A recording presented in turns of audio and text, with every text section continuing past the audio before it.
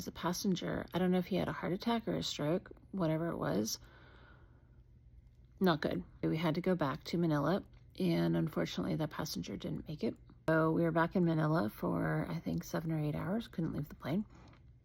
Which I get it, you know. I mean, someone just died. Okay, they got to do their paperwork. Like, I get it, you know, but it was a long time sitting there.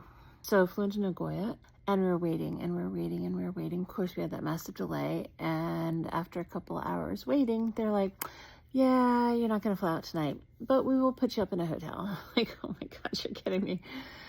So they put us up in a hotel, and I used to work in Japan, so I'm accustomed to those hotel rooms. But if you've never been, they are tiny, like tiny. It was just fine. All I needed was a bed and a shower, so it worked out.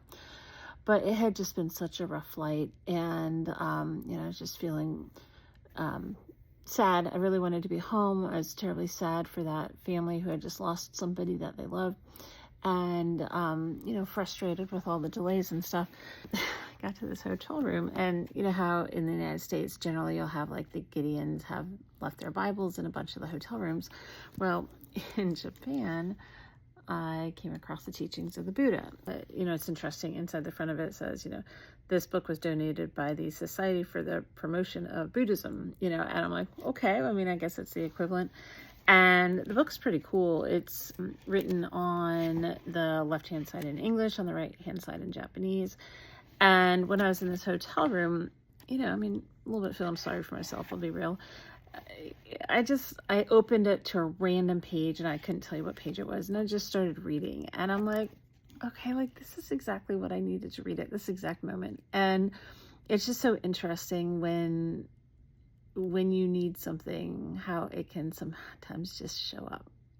I brought the book down to the front desk. You know, I was basically asking, hey, you know, can I buy this copy, or how can I take this copy home?